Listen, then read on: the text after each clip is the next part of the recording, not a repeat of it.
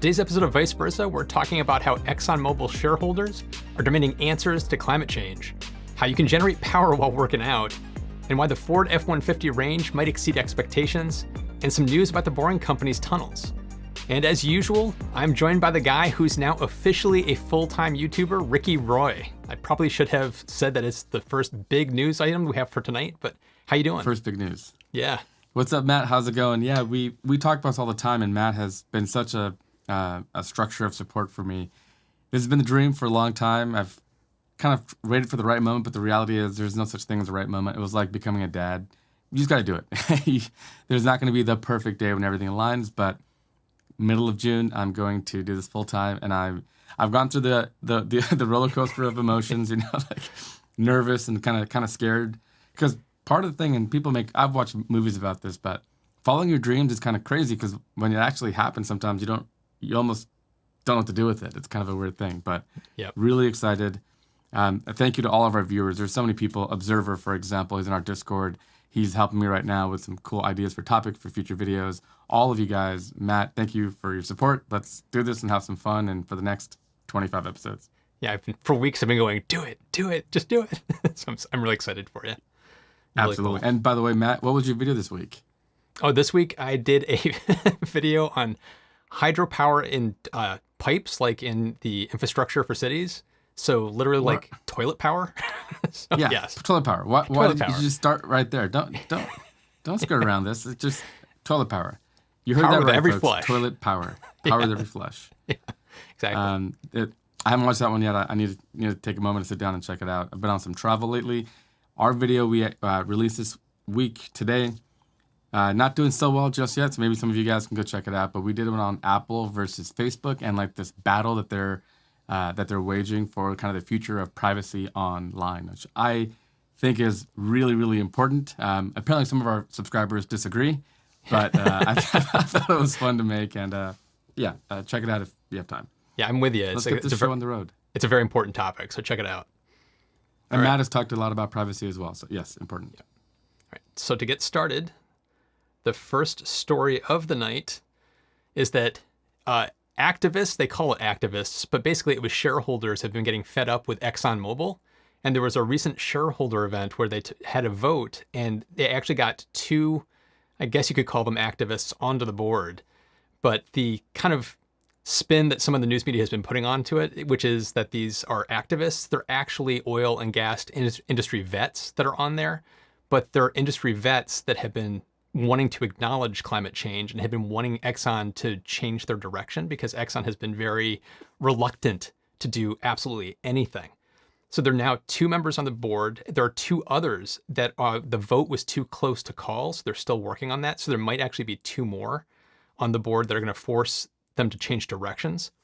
But basically, the drive for this began back in December by Charlie Penner, who runs a hedge fund called Engine Number One.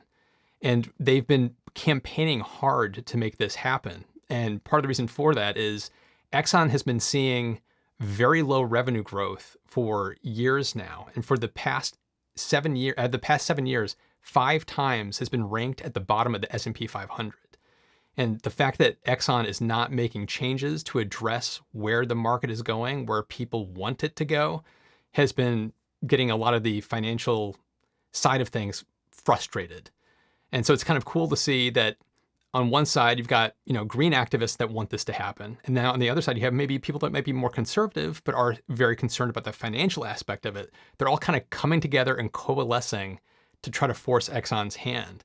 And the most interesting thing about the timing of all this was basically at the same time, a court in the Netherlands, The Hague ruled about Shell, who was in a lawsuit.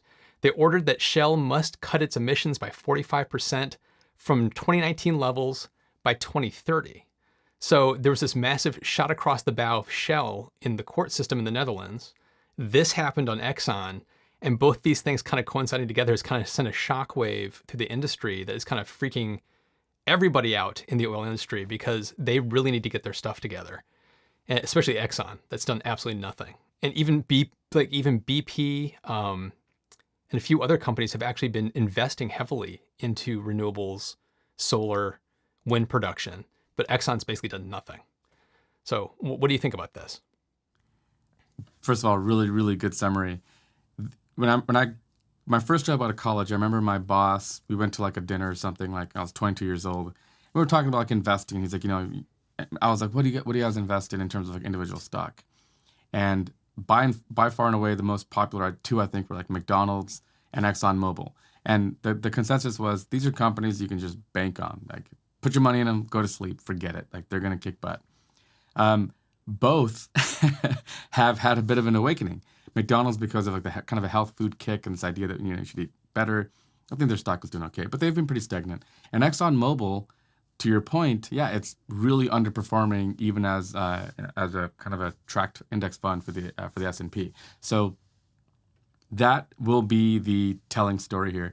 And if there's one positive to come out of COVID, it'll be that it pushed this to the forefront because there was like no oil demand. So forget like little declines or very marginal stagnant growth. We're talking like a 40% drop in demand altogether. So we've always had environmentalist or environmentally conscious people who've pushed back. But what's happening now is like the economics of it all. Yes. People are thinking, what are you doing? Why would I want to invest in Exxon that has such stagnant growth? And there's companies out there doing big things. So incredible time. And I think you mentioned there are some companies who do more. I'm curious exactly how much more they do, like BP or some of these other companies. Not enough, but they're doing something. There's something. Because one thing Exxon does do is using those commercials for like algae fuel and every other kind of nonsense under the sun, which all that tells you is like they hired 3 people with lab coats in some little remote lab to do like $100,000 worth of research. And that's all the commercial's about because nothing's been productized or commercialized from it, and nothing ever will. These are all just greenwashing ways of them looking more advanced or intelligent or forward-thinking than they really are. So they're getting called out on it now, and this is going to increasingly start to happen across the board. So there will be some companies that make the transition and say, look, we used to provide this energy, now we provide this energy. We're an energy company. And others who are just oil companies that I think will fall by the wayside. I'm curious about the Dutch ruling and how much that'll impact them, because that's just one small country in the bigger scheme. I mean, but it's everybody's expecting that ruling to it's obviously going to get contested. They're obviously going to contest that ruling. So it's probably going to be rolling on for months, if not years in the courts before things get settled out. But it's still a very symbolic thing that there's a court and a government in the world that has basically just put the hammer down. And it's the first time this has happened. And then on the flip side, you have, on a financial side, shareholders getting upset and saying, you got to change, you got to adapt or die, and changing out the board of directors. So it's like, I love the fact that both sides of the climate change argument are kind of coalescing together. It's like, I always bring it up in my videos. I always talk heavily about like how much these companies make and how much growth they can expect to see over the next 5 to 10 years. And one of the reasons I hit on that every single time is, as much as I hate to say it, it's like money makes the world go round. It's like companies, it may be the right thing to do, but until the bottom line looks fantastic, you're not going to get big companies to shift. And so it's like, if you can show it's the right thing to do and it saves money, it's like, it doesn't matter what your belief system is, people are going to kind of drift that way. And so this is kind of showing that the money is now starting to shift towards renewables. And the fact that Exxon has been in denial about climate change doesn't matter anymore because the money side of it is going to force them to go that direction. I completely agree. We've also seen kind of, whenever like you see growth, you never know what the end is. Like, for example, on our YouTube channels, we're growing. What's the end game? When 7 billion subscribers, right? Like every human is subscribed and they watch every video. At that point, you're peak YouTube. There's nothing more you can do to possibly make more money, right? Yeah. So oil companies for 100 years have been pushing and saying like drill, baby, drill. What is the end game? We're kind of seeing it now. Everybody who wants a car has kind of got one. There's going to be some developing countries that buy cars too. But kind of the idea of like peak car, I was reading a report today that people don't want to go back to the office when COVID's over. Yeah. At Salesforce, where I've been at for 5 years, they're opening it up optionally. You can go in if you like. They're going to have staff and reduce numbers, but you can go in if you want. And the reports were saying a lot of people do not want to go back to full-time in the office because why would you? Why would you want to sit in traffic for 2 hours a day, right? So all of those kinds of things spell doom for oil companies. And so I think to answer that question, like what would be the maximum amount of capacity you could ever possibly sell? I think we're kind of there at this point. Yeah. We've hit peak oil. It's like it's now going to be on the decline. Yep. People might debate that, but put your money where your mouth is and invest accordingly. And I've seen Exxon Mobil's share prices, and that's a hard pass for me. Yes. So you ready for the next story? Yeah. So the next story is a lot more fun and a lot more clean. This is a really cool company out of the UK called Energym. And what they've done is they've built this product where you can harness your energy from pedaling a bicycle while you work out, and it goes into this battery pack right here. So this becomes like a portable battery pack that you can charge laptops and phones and stuff. They're saying you can charge a MacBook Pro 2.5 times. That's a pretty good sized battery. Or put 30 miles on your e-bike. So a good amount of storage there. And I've actually wanted to make one, and I've toyed with the idea. Now that I'm full time, maybe I will, of taking an old recumbent bike and converting it into something that can like plug into the wall and export energy. This won't do that, at least on a first. And the reason is because you have to have like UL certifications and things when you're talking about like an appliance that plugs into the grid. But this is kind of the next best thing. And I think future models will have an inverter where they can allow you to plug in 110 or 240 volt devices and stuff, like your laptop or a mini fridge or something like that with 500 watts or less of power consumption. I love stuff like this because, we have gyms in the world where they have huge electricity bills running air conditioning and lighting. And then they have a bunch of machines where physical activity is happening, lifting Kinetic heavy energy. weight up in kinetic energy, right? Yeah. So this is all part of that. When we were younger as a species, we just wasted electricity, kind of flippantly. But as we mature, we're smarter now. We can start to look at like all the unique little ways. Like Matt had a video we should acknowledge that totally blew up, where he talked about bladeless wind turbines. And the reason why it's fascinating is a wind turbine we've talked about them on our show, it could be like a half a football field in diameter. You're not putting that in your backyard. Yep. But a bladeless wind turbine, like the one Matt described in the desert there, that you can just put those wherever you'd like. I could have them on my property even. I could have a couple of them in discrete locations and make energy. So this is like an age where we're looking at every little thing that we do. There's companies that are harnessing like the power of walking. It's this little kind of like a leg brace you wear, and as you're walking, you're charging stuff up. Vibrations is a big one, like with every step there's even companies that say they could store energy from like the vibrations and like shock absorbers in a car. Yeah. Really, there's a slew of new interesting ideas. Not all of them will take, but I wouldn't be surprised if in like 15 or 20 years, all gyms have bikes and stuff that forget needing power, they're making power and they're exporting it. So I just think it's so cool. And I'll take this to the audience, but if I had like a video where I did that kind of a conversion, would you guys watch? I honestly don't know, but if people are interested, I think it'd be kind of cool. And the article mentions that like a human can produce about 150, a really good cyclist, maybe like 200 watts of output. So you're not gonna be running your whole house for anything, but tell your kids and your wife, everyone takes turns just riding these bikes and powering your house. I mean, you hit it on the head. It's like how much wasted energy that we have in the world around us for everything we do. I mean, that was my toilet power video that I just did this week. It's like we have this, water being delivered to people's houses that requires a certain amount of pressure. And it's like we could put little things in there and harness some of that power to get it back out again. This makes so much sense. And you talked about the 200 watts. It's like, I remember the article also said, 200 watts per person. So if you had a gym with 30 riders and a cycling class for an hour, that's 200 watts per person, which is about 6 kilowatt hours. 6 to 10 classes a day with that, setup would mean 48 kilowatt hours of stored energy over the course of a day.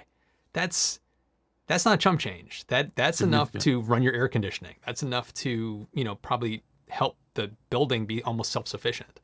So it's like, that is kind of crazy that it's like you're sitting on this gold mine of kinetic energy and somebody asked me a question, would gyms offer a discount to you because you're actually, you know, like Right. get a free membership or half off your membership if you, use these bikes because you'll be providing power to the building? And my response was basically, no, they're not going to do that because it's going to be their bottom line. They're going to be very happy to take that energy for free. But it's just so cool about all the different kinds of thinking that are going around, thinking outside the box of where we can harness this wasted energy that we have all around us. Because there's more than just solar and there's more than just wind. There is so much stuff, so much potential. This is such cool stuff.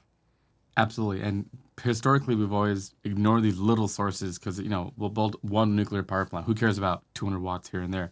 But all of that adds up. And as people are walking around the world or doing what they normally do, all those little bits, like you mentioned, just a couple of classes from one gym, it's not trivial at all. Yep. Yeah, it's a bizarre model, right? We pay a company to go sit in there and like pedal a bike that needs to be plugged into a wall to run the screen. Why doesn't Peloton at least have a thing where like get your butt pedaling if you want to see what's on the screen and all of that? Like they could at least do that. But anyway, but I love these kinds of stories.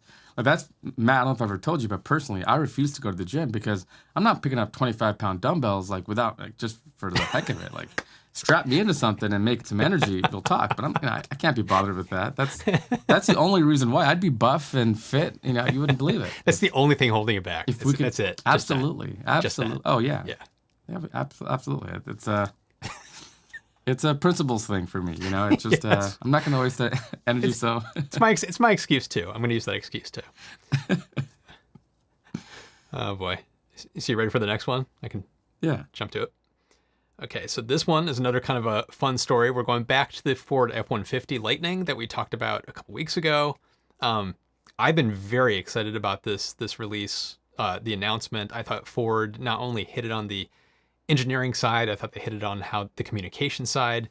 And some news came out, and I personally think that Ford kind of buried the lead here because Marques Brownlee actually, in his video where he got to experience it, he kind of discovered that they were sandbagging the numbers. And it turns out that Ford's estimates for the 230 and 300 mile range estimates are based off of the truck hauling 1,000 pounds of weight.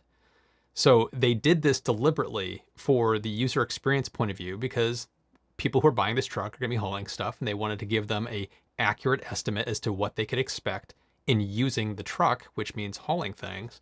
So they presented numbers based on that. So if you're not hauling, the numbers go way, way up. And in Marquez's video, he actually estimated based on the battery he was looking at, the range it was estimating would have been around 459 miles if it was fully charged. That's Cybertruck territory. That is like really amazing that Ford has that. And to me, the more important part of this is that I just freaking love how Ford handled it because I like Tesla. They're really amazing at engineering and building these cars and really kind of just rethinking everything. I love their approach. And the only thing I keep harping on again and again is they suck at communications. They don't know how to do PR. They don't know how to do preemptive communications with potential customers to keep them from getting frustrated when things change. Like right now that's happening again because they're taking radar out of the car. And there were people that had bought their car expecting to get that, and it's now no longer going to be there, where if they had been a little more proactive in how they communicated it. Like on the buying screen, they could have said something like, radar may not be included in this purchase or something like that. It's like there's different things they could have done to try to get ahead of it, but they're always reacting to the outcries because of the decisions they made. And it's not that the decisions are wrong, it's just how they communicate those decisions.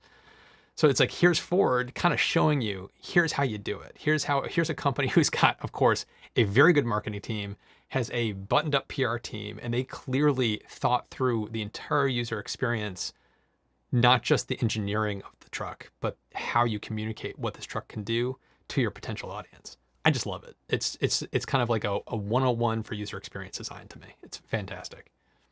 Now, I hope you agree with me, but it would be fun if you didn't. So let's hear what you think. I have to.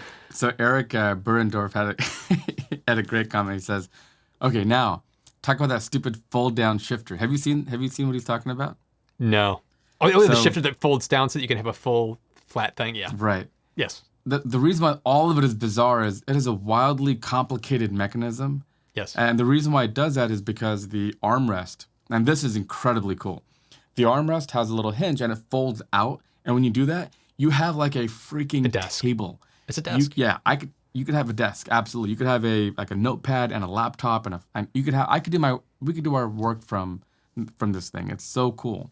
The trade-off there is in the Cybertruck, that would have been a seat potentially. So that would be a 6-seater, which I think is pretty awesome. I'd love to have. Sometimes I think 6 is the number I really need, but so that's why they have it. But to make that happen, they took this old design and engineered the hell out of it to fold flat. But really, it could have just been relocating it to something like on the front or in the wheel like Tesla has, and free up that entire area. That was my first thought as well. So that's a funny comment. I mentioned this in my video that I did. I think I mentioned it when I talked to you guys previously 2 weeks ago. I think Ford is going to under-promise and over-deliver in a major way. And the reason why is because for them, it's not optional. They have to do that. If the first guy who buys one of these says, they told me I'm going to get 300 miles and I had a bag of, a 15-pound bag of concrete and I'm getting 240, don't buy this truck, it's over. Because unlike Tesla, Ford is not going to sell these cars on the wow factor or showing off to your neighbors and stuff, right? Tesla has that going for them. So for me, I always thought Ford, it has to be like, no, dude, you're going to be surprised when you talk to your neighbors. You're like, no, I loaded it up and I towed something. You're not going to believe this. I got like 280 miles with a trailer or something. I think that's the sort of thing that they're going to, or maybe even more than that. And this kind of gets back to what I mentioned before. I know 2 Porsche Taycan owners who both tell me they're 202-mile rated Taycans. They routinely get 280 miles on it if they drive it, if they're not driving like a Porsche Taycan. So those are examples of over-promising or under-promising and over-delivering. With Tesla, my 300-mile range Tesla Model 3 that I love never gets over 250. Yeah, no. Never going to get there. The other thing, too, is the F-150 being not particularly aerodynamic will require a bigger battery pack. And that, I think, is what they're still sorting out. They don't want to spend money and make the truck more expensive, but at the same time, they know they're going to need a lot of batteries. And because it's not as efficient as like a svelte like Model X, the differences in range when you have a little bit of a dirty configuration with like a trailer is not as noticeable. Like a Tesla Model 3 is cutting it. It's almost perfection in terms of aerodynamics. So if you go put a trailer on it, your 300 miles becomes 100 miles very quickly.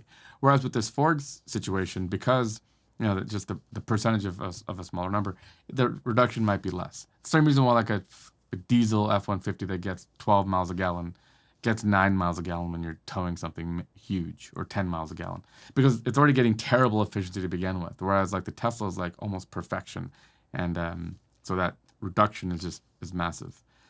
I think people should, if you like the truck, continue to like the truck and just be patient and wait. We'll get more information, but I have a really good feeling they're going to overpromise or underpromise and overdeliver in a major way. Yeah, I agree. So ready for the next one? Yeah, so our final story is about the Boring Company. So we haven't talked about the Boring Company a whole lot, but they've got this Las Vegas center loop, and their preliminary testing, their actual like real world testing, has shown that it exceeds 4,400 passengers per hour. So this is Elon's company, so they're going to be doing a lot of like simulation and testing through software. But in their loop simulations, they predicted as much, about 4,450 to maybe even up to 5,000 passengers per hour. So the passengers per hour means if the average car has 4 people in it, it takes all that into account. But the reason why this is really amazing is because some of the detractors of Hyperloop have always been people are these tunnels, these boring tunnels. Sorry, not Hyperloop. The boring tunnels is that they're too small, and you'd be better served just having like a subway line, right? So they'll say that the average subway could have far more passengers per hour. But this is the interesting bit, all right? So Mayor Francis Suarez from Miami noted that the Boring Company quoted $30 million for a tunnel under the Miami River. In comparison, a a transit official estimated 900 million for a tunnel, a similar tunnel for for a subway type of a scenario. It's insane. That is Yeah, insane. that is a 30x reduction in price, and that's literally Elon's game, right? Elon takes stuff and cuts the price by a factor of 10. And one of the ways he does this is the boring hole size. Turns out you don't make the hole so big. I couldn't hear Uh-oh. what Siri wants to get in on this.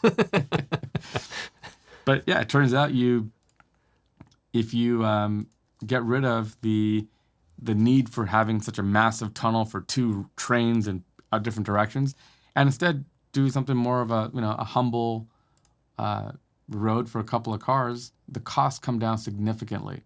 And you got to remember too, this doesn't account for automation. So when cars are driving themselves, these numbers could easily bump up. And I think, Matt, you mentioned before, we as humans have reaction time, let's say 300, 400 milliseconds, which really determines how closely you can travel to the car beside you. So here, this is the one directional travel in the tunnel. So you'd need a tunnel in either direction, or you change directions, but probably you'd have like adjoining tunnels side by side. And when you have automation and you have self-driving cars alongside this, I think these numbers could easily kind of double from where they are now. And imagine you just put it into self-driving mode, it pops up into the city where you need to go, and you bypass all of the congestion in city areas. That's the promise of the Boring Company, right? This is literally their premise, rethinking how we approach the idea of underground transit. And I think it's kind of a winner. I think it's going to be maybe not in every locale, but if you're New York City or Chicago, you're LA, there's probably regions where something like this might be the difference between no transit at all because of that $900 billion price tag and actually doing something. So I thought it was interesting. Amazing, right? The detractors of this always point out that you can do more people per hour through buses and trains and subways, which is very true.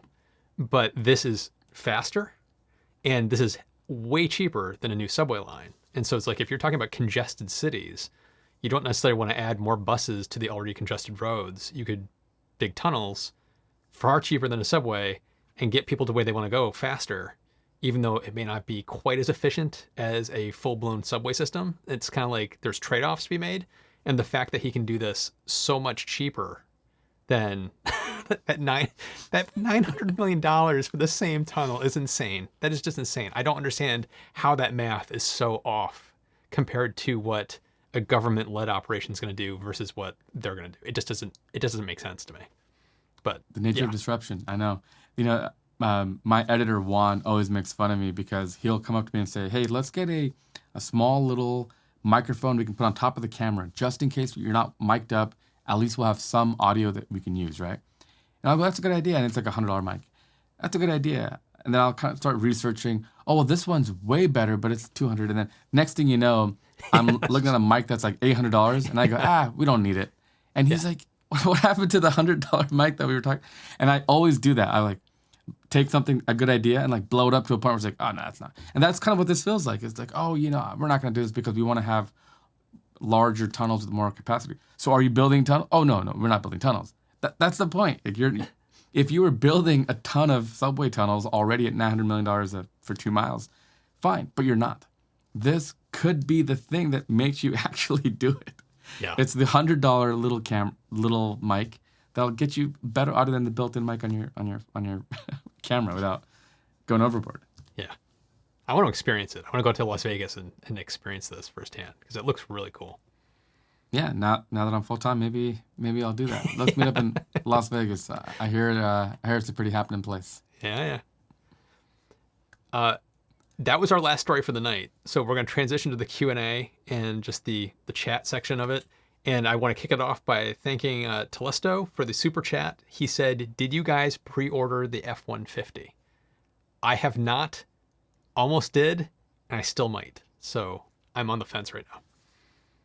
I really love the truck. My timing is bad. I have a Cybertruck reservation, which I might also cancel now because I really need to keep that runway that I have for myself kind of freed up. I don't want push that out. So I want to have plenty of time to give this channel a chance. So I might be cutting down on my expenses a little bit. So I have not, but I do think it's a smash home run. I think it's going to be a big hit. Yeah. By the way, Matt, can I just one more thing? I've got this new kind of approach to some of this merchandise and stuff. So this shirt is one of my newest ones. It's called I'll Rise, kind of a play on Maya Angelou and Starship. But it says, still like Stardust, I'll Rise. We're doing this new thing where we're going to have a couple of like very limited runs. This shirt we're going to run for 1,000. And once the 1,000th shirt is ordered and gone, it'll be removed from our store, never to come back. And we'll make little homages to former videos that we've had. Like we've got this one we're working on for the Lightning pickup truck. So we'll just kind of run these like small batch little things and I'm trying some new stuff out. So if you're looking for some fun new ideas for t-shirts and stuff, we'll put a link somewhere. And he's full-time now, so go support him. Go buy a t-shirt. Go support me. Come on. Exactly. You guys are great. We appreciate you guys and just tuning in and stuff. We're at about 150 watchers, and should probably refresh the page. I think sometimes it doesn't give me an up-to-date ratio. Hit the like button so likes. Ricky can afford his truck. Robert, you are spot on with that comment. Everybody hit the like button for Ricky.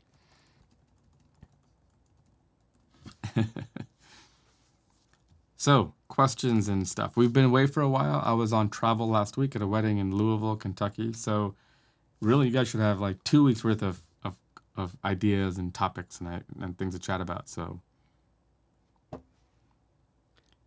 Jared Marsh asked, how will the tunnels be in an earthquake-prone area? And Elon's actually talked about that. It's actually one of the safest places to be in an earthquake. The surface is where you don't want to be because the surface is where most of the energy is coming out.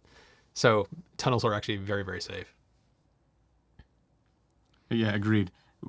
One of the countries I would look at for this as the kind of the model for this is Japan. Their current high-speed rail, the Shinkansen, runs under mountains and underground in certain regions and stuff. And Japan is like the most earthquake-prone region on Earth. And so, yeah, it just takes an engineering challenge, but it's doable. Thank you to Eric Kessler for your super chat. He says, what have you heard about the Cybertruck being able to power your home? I loved hearing Sandy Monroe say that all BEVs should be required by law to feed power to homes. I got to say, I like that idea. Mm-hmm. If you're going to spend all that money manufacturing this 100 kilowatt-hour battery pack, power your house if something goes wrong. Things will happen. Maybe where you live, it's cold, we have fires, snows, hurricane, whatever the case might be. I could get behind that.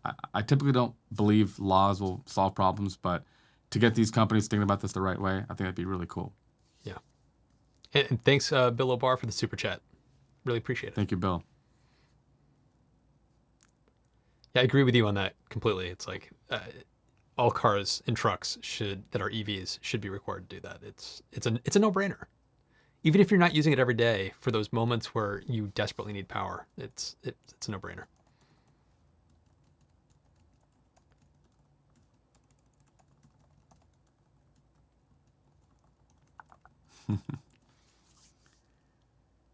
I think people are trying to find a healthy ratio of likes. That way, they want me to feed my kids, but they don't want me getting so fat on the hog that I'm buying like a Rimac.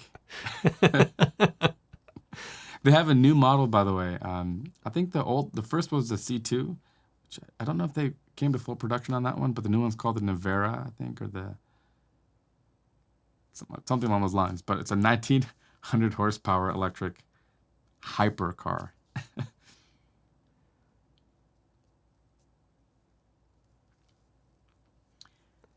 Jose Santin, who's had some really good comments before as well. Thank you, Jose. I don't think I've seen Jose before, but if you're new, thank you for joining. He says Navara is the C2's new name. Makes sense. Okay. Thank you for that. He says, do you think the U.S. will require a charging standard for BEVs? Sadly, the U.S., in my opinion, is pretty terrible at standards. Mm-hmm. The standard bearer, that's a funny term, for standards is the EU. The EU is obsessively like, the EU to me feels like a region of the world run by engineers. I say that because even iPhones and cars and other stuff, you have to follow suit and sell it with a standard charger. You can't just go do whatever you want with like lightning cables like Apple does. Teslas have CCS in Europe, is that correct? Yes, yeah. So, they really do force that. The U.S. is kind of the Wild West. We have that frontier Wild West mentality, I think, in a lot of It's things. free market. It's just like Free let market. the market will decide. It's like, and then you end up with 2 or 3 different standards, and nothing coalesces, and it becomes a hot mess, and really confusing for user experience. It's just Exactly. that's where we are right now. We have a standard gas outlet, right? Every gas tank is the same. We might get there when we have a critical mass, but it might be driven by industry more than like the federal government, maybe. Here's a controversial thought. I really, really wish Tesla would be forced to do the CCS here as well, or forced to provide a CCS adapter with the car, because I so desperately want to be able to charge my Model 3 at an Electrify America or a Tesla supercharger. It's like, if I need to fast charge, I have one choice, and I would love to have the world open up to me where I could choose between any charging system. It would just basically, it's adding like a third more chargers to what I can use when I go on long road trips. So it's like, I just wish they would do that. We got another super chat. Rick Heiner, thank you very much for your super chat. The power grid might need all cars to be able to have two-way power to help with peak power demands. Yes, I mean, definitely. There's a story that keeps coming up. It's like school buses that are doing bidirectional charging, because when school buses are only used basically in the morning and the afternoons, and when they're sitting around all day, they're doing nothing. So it's like these EV school buses that are going to be able to basically offset their costs by doing power delivery just like this for the area in the schools. It's like, we have vehicles that just sit around most of their life. So it's like, why would you not put them to use? Yeah, completely agree. So David Densford says, should have the option of vehicle to home. Vehicle to grid is scary for battery cycle degradation. That gets to the heart of why I think Tesla's not for it. I think for Tesla, it's a purely financial interest. They want to sell you a car and a Powerwall, and they aren't really interested in bypassing that and hurting both of those ends of the product line, because now the person's not buying a Powerwall and the person's battery will maybe have to be changed sooner. But I will say, to your point, Matt, about the bigger commercial kind of trucks or school buses, I think in the future we're going to see a lot more like lithium iron phosphate batteries for that. Iron phosphate is just so much more friendly in terms of like the materials that you need, and they have really great cycle lives, like easily 3, 4, 5 times better than the really hardcore NMCs and NCAs that we have for performance operations like a Tesla car or an EV. So maybe those vehicles could really be the backbone of the grid, as opposed to thinking about building all these electric vehicles that are sitting there 90% of the time doing nothing, and then also big battery packs. I'm with you. That would be a really fun and fascinating world, because really you'd be a power provider. And you can get a check from the company like, hey, thank you for that energy at 8 p.m. last night. That was clutch. Here's your check, because we buy energy and we sell energy. We don't care where we buy it from. We'll buy it from you and pay you for it. So we're talking about like the grid 2.0. We're talking about kind of the virtual power plant and stuff. And it's stuff that we need to talk about way more often, because I think it's going to be the future. We don't need these centralized power stations. We could do it in a more distributed way. Yeah, I've said it before. It's like, I personally would never want to use my EV on a daily basis like that. I just would not want to put that extra strain on my car. I want my car's battery life to be for driving, but I would still want that vehicle to home functionality for like the Texas power outage. It's like, there are moments where you desperately just need that power. It's like, to have that functionality there is key. But for the everyday use, the things like school buses make like so much sense to me. But for personal passenger cars, I'm still kind of standoffish for the daily application of that. Yeah, the peak. To be honest with you, I remember I did some research on like how the grid works. It's almost impossible how the grid works. I have no idea. I go and I flip on a kettle that runs on 1,000 watts, and somehow 1,000 watts of energy is there right at that moment. And they had no way of knowing that I would want to do that or not, right? It's almost an impossible thing what these guys do. But really, what we talk about buffers and stuff, like, I have a runway of money. That way I can try this YouTube thing out full time. Right? That's a buffer. It allows me to have a good month and a bad month and still feed my kids, right? Yep. the having tons of batteries plugged into the grid, what that does is gives you a buffer. If all of a sudden everybody goes crazy and everyone's using a ton of electricity because of some whatever, it's really hot, it gives us a chance to account for that without having brownouts, which happens sometimes. There's people who routinely lose power like on a monthly basis in some parts of the country. And it's really because of that unpredictable nature of energy use. So this would make a grid operator's life like a dream. Like they would love to see this legislation. Yes. And I mispronounced Reich's name. He said it's pronounced like bike. So I apologize. So Reich, we have seen you before, and I didn't know how to pronounce that address, so thank you.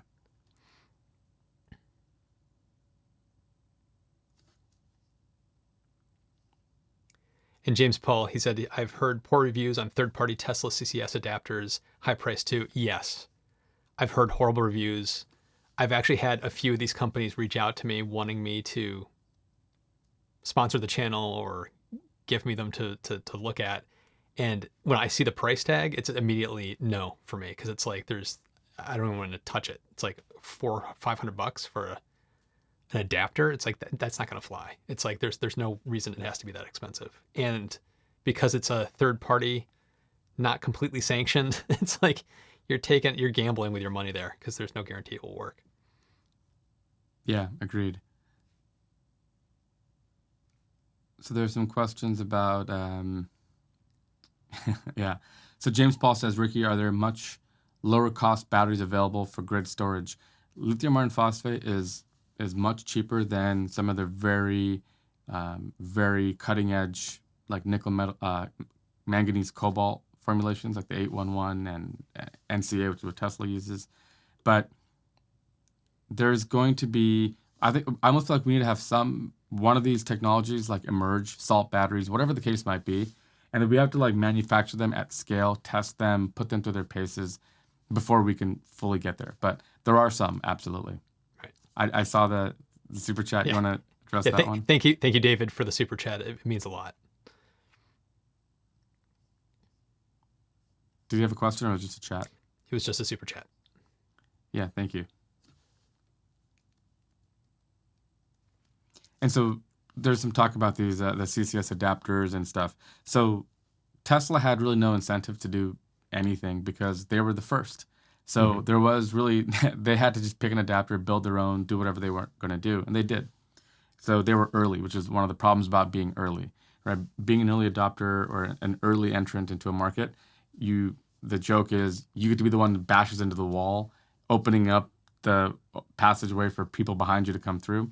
That's Tesla a little bit. So here, when they were around, there was no other network of chargers that they could leverage. But I think in the next 2 years, everybody, so it's kind of Tesla versus everybody else, because whether you use EVgo or Blink or EA, they're all CCS, and it doesn't matter. You just pull in and plug it in, right? So in a way, it's Tesla versus everybody else.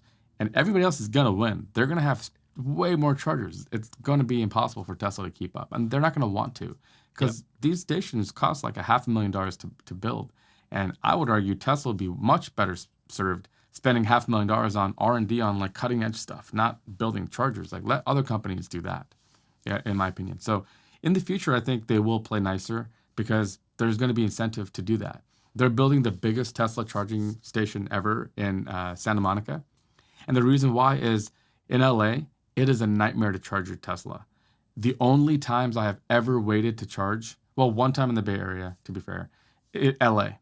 There are times when you will be in a line of 8-10 people to charge at these stops. Whoa.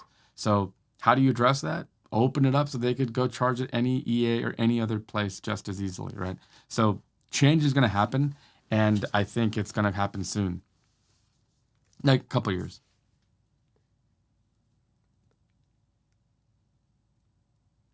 So Observer, let's chat. We need to get you set up on our Trello board. But he says flow batteries, which I think might be a topic for a video maybe this month or something. It's something we want to do for sure.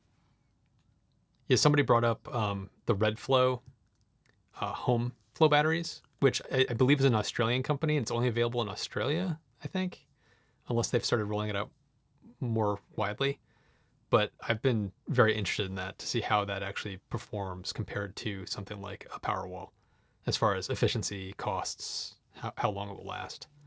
But flow batteries are really cool technology. Absolutely. So Eric brings up a great point. He says, can CCS support the future of 300 and 400 kilowatt charging? The answer is yes. The fastest chargers today are 350 kilowatt Electrify America chargers. I think it's hard to hit that number. Your car has to be almost fully depleted. Your car support it, which I think the Taycan does. Is that correct? Not quite. Not quite. Okay. So maybe the Lucid Air will be the first. Maybe there are others. Somebody will mention this, but currently the fastest chargers are CCS chargers. But the main thing is what we should probably do is not just adopt CCS at a whim. We need to sit down and say, get a roadmap for the next 50 years and plan accordingly. You know how brilliant the USB cable has been? I was about to bring this up. Yes. 1, 2, and 3. And we went from like miserable slow speeds to, 100 gigabit per second speeds with USB 3 and 3.1. And it's the same port, which means any old iPod is backward compatible. That was a stroke of genius from an engineering perspective. So let's get it right. And to take that analogy further, this is what I was going to bring up. It's the battle between USB-C and the Lightning cables for Apple devices. It's like, why are iPhones still using Lightning when everybody else is using USB-C? It's because clearly there's something about it that they're just not getting out of it, and making the switch is going to be too crazy.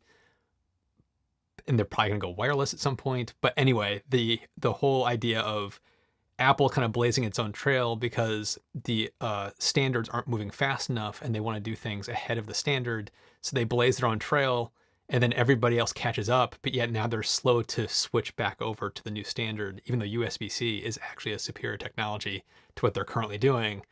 And in that case, Apple is actually part of the standards board and helped to design USB-C. So it's not like it's a technology they're unfamiliar with. They helped to design it.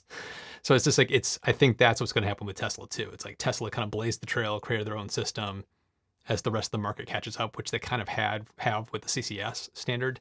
It's like Tesla at some point is going to have to fold themselves back in because just the overwhelming numbers of chargers that'll be out there. Yeah, absolutely. James Dubbin says, Bjorn Nyland, who's one of the really cool Tesla drivers in Europe, I love watching his stuff. Yeah. He shows that CCS is not the panacea in Norway. Tesla drivers prefer Tesla chargers. So we're conflating two things. One is a cable and one is everything behind it, right? Mm-hmm. So we talk about the USB cable. I don't care what goes on behind it, just the throughput, the numbers, the bandwidth, and the physical cable build. You can have a Tesla charger with a CCS port, right? There's nothing keeping you from doing that. The problem is not the CCS port, it's the charger behind it, which is running Windows Embedded Edition and crashes on you and all that kind of stuff. So bingo. We could have both. Yeah, exactly. Observer says Apple had the FireWire and USB leapfrogging thing. I remember that was a funny time. It's like FireWire 400, FireWire 800. It's better than USB. And USB was like, okay, well, here's USB 2. Yeah. And Apple was on the wrong side of that one. But the USB Thunderbolt, the new goodness, Apple's on board, and I'm happy to hear that. Finally. Yep. Yeah.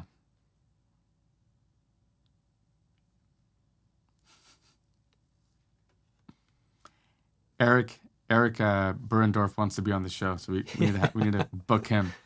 Have your people call our people. We'll figure it out. We'll have you on. We should have guests on our show. That's something we'll work on going forward. Wait, what conversation am I missing? Jambay just said, do not dry your dog in the microwave. What am I missing in the comments? Where did that come from? I looked for a second. I do not know. What is happening in the comments?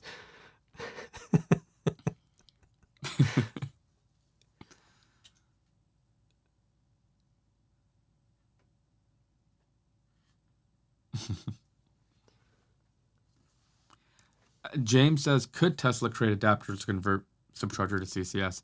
And I believe, Matt, we did a video where they offer them in South Korea. So Tesla, South Korean website offers this exact product. And they don't just sell it to us. It's not a theory. It is 100% doable. They already have the product. They're only selling it one country, which could it be a government or regulatory thing? I don't know. In Korea, maybe that's why they're selling it there. But it's ridiculous that they designed it and made it. They have it. It's like, just sell it around the world. So everywhere you sell a Tesla, you should offer that. It's just, come on. Yeah, I completely agree. I'd buy it in a second.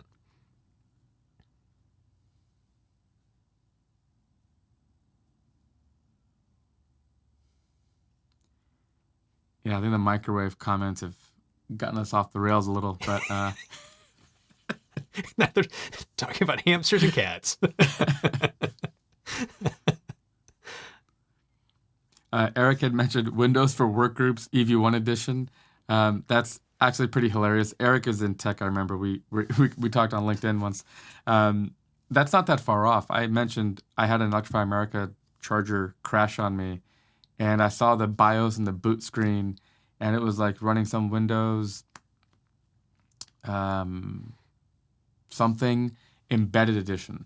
And I'm thinking you probably want to run this on more of like a kind of a stable platform than this, because Like Linux. it's not a good look when you go to charge your car and your Yes. your charger's crashing. Not to put you on the spot, but Matt, when you've filled up a gas car, how many times has your station pump crashed? Never.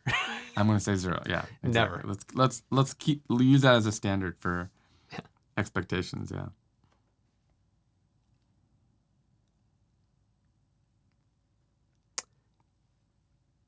Any Day Now said, have you guys looked at, was it Hyliion and what they're doing with RNG hybrids and long haul trucking? I haven't. Have you heard about them? No, I remember reading a little bit about Hyliion. We were talking about Lion and some of these other EV commercial companies. Let's make it a point to jot that down, and we can look into them a little bit more. Don't know a whole lot about them. I know they're early, so I don't. They're probably still years from having a product, but a promising EV company for sure.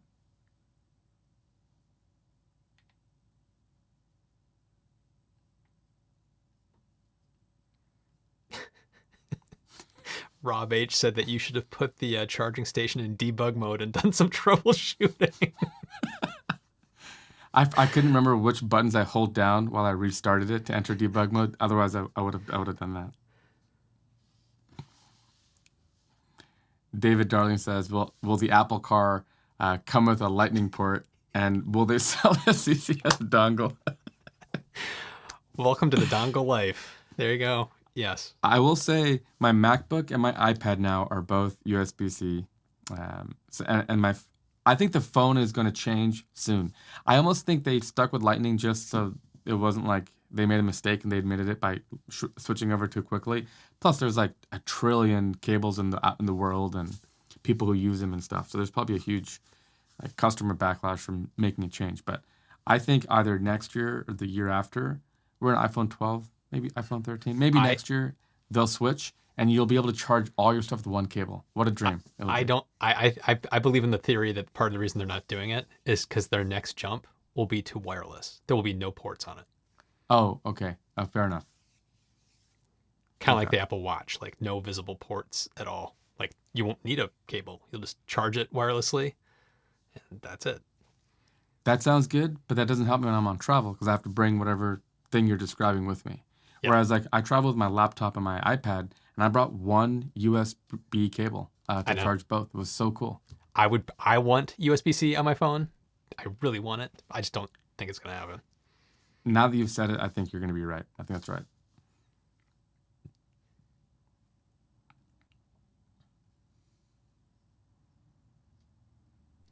And the microwaves are still going on in the comments.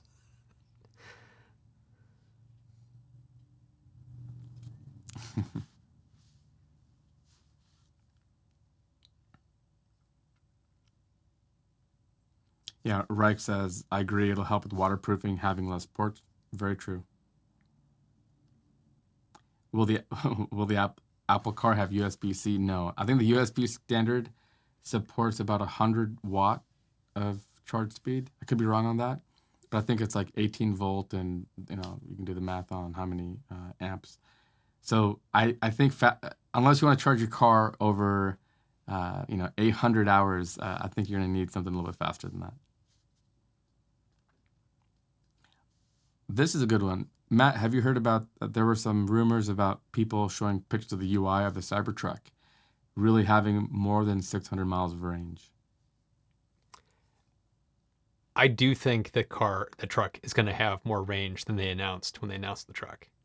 So you think they'll I don't know go how in the much more, direction that we've been? but I think they're going to have more. It's just, with the batteries that they're planning on building, like that they're going to be putting in there, it would not shock me if they were not that they were sandbagging, but they of course didn't want to set themselves up for failure. So it's like at the time, their best estimate was 500 miles of range, but it would not surprise me that they're able to beat that when they finally put the truck out there for production.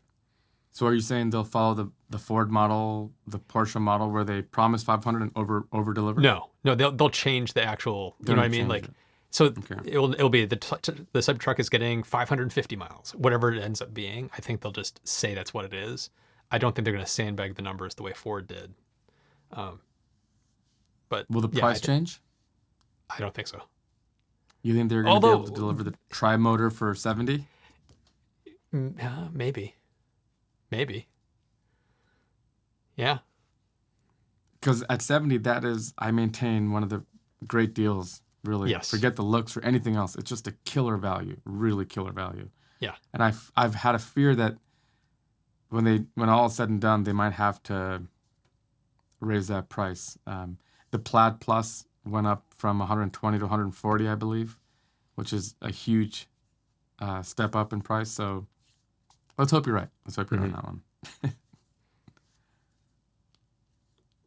Well, Jose asked, do you think Whitricity will take off for home use? I hope so. I would love to have it. I don't see Tesla integrating it anytime soon, but I could see, BMW already does. They already have it on some of their cars. I could see it ending up on, who knows, VW or Honda's little guy that they've got. If more car manufacturers integrate it, I'd be really excited to see it take off because it's an awesome technology.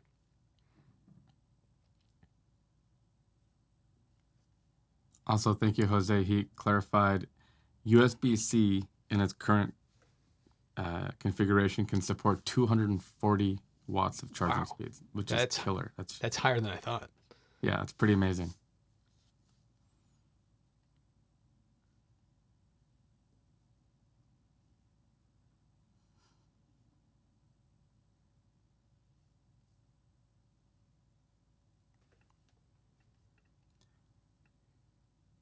Lester Marshall says, have you guys looked at plasma kinetics yet? I'm not even familiar, but I'm going to add it to my board to look into.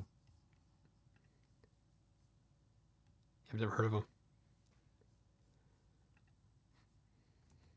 Oh, Eric asked me, did you get the Ego zero-turn mower yet?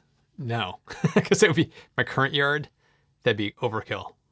It would be like 5 minutes and I'd be done. It's a rider mower where it's zero turn, like you can just turn in like a tank. So it's like huge. Wow.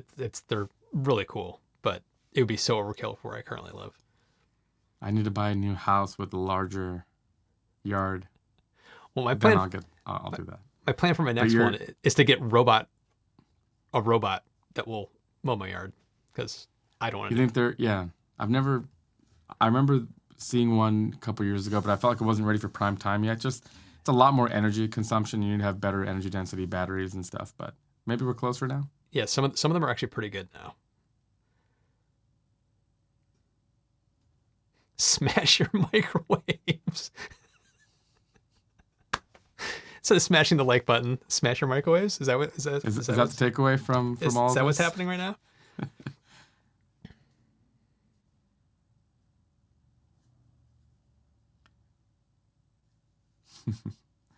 Eric says, any new guesses on the 4680 showing up on the YN3? I don't think they would do that. I think the YN3 will probably carry on with 2170s. They have a very mature supply chain, and those are two very mature models.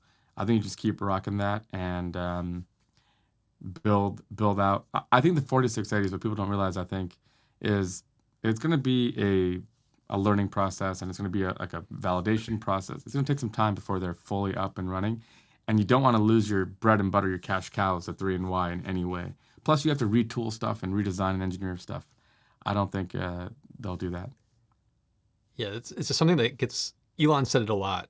like when you go into production scale manufacturing is where it gets really hard. And that's true for any new technology and new system that you're setting up. The amount of waste that they will have, from just bad cells being manufactured, the percentage of cells that have to get scrapped and redone is going to be pretty high to start. So it's like they're not going to be able to scale this up in 6 months or a year. It's probably going to be a couple of years or more before it's humming along at a level that's acceptable.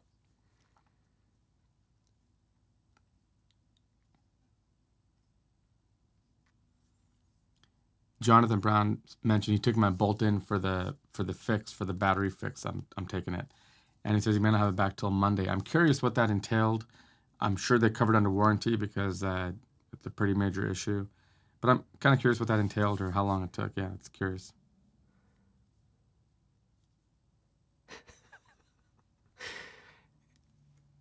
Eric's telling me not to lose my guy card. You always need more power even on a mower. Fair enough. It's true. Yes.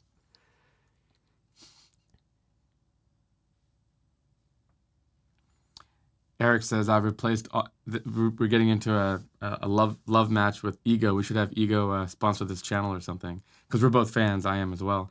Eric Berndorf says, I've replaced all my still yard tools with Ego and love it. Definitely not for commercial, but good for homeowners with 1 acre or 1 acre, I think is what he said, is perfect. I completely agree.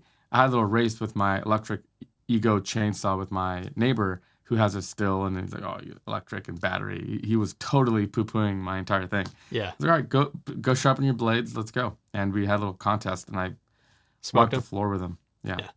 I have a couple new Ego things arriving tomorrow, actually. I got their chainsaw that's on the extension pole. So I'm excited to try that out. Okay, new favorite comment ever.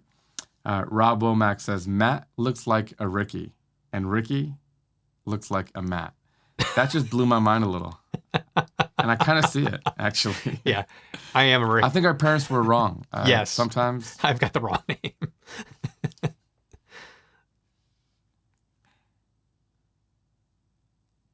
And I think it's pronounced steel, correct? Okay.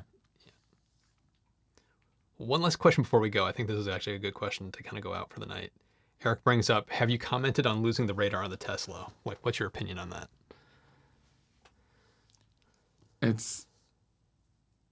You have to actively change your car design and the assembly line to remove this. I mean, it makes no sense to me. I completely understand that they're saying that we've gone to a vision-only model, but to me, it just kind of seems like there's a little bit of hubris.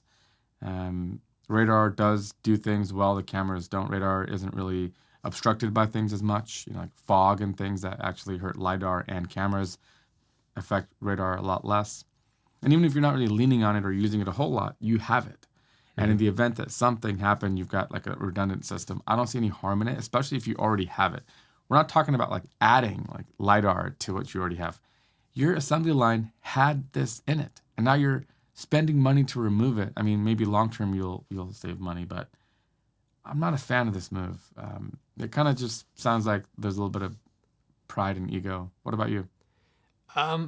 I think I agree with the move for the long term if they don't need it, but the problem is they haven't proven that they don't need it, and it does seem a little frightening to me that they're just like, we're not even going to put it in the cars now. It's like, whoa, you haven't even like rolled this feature out across your fleet yet. Why wouldn't you just roll it out across the fleet, update the software slowly to get to the point where you aren't using the radar at all, make sure everything's working fine, and when everything's working fine, then pull it out of the thing. It feels like they're putting the cart before the horse a little bit, and that's what makes me nervous.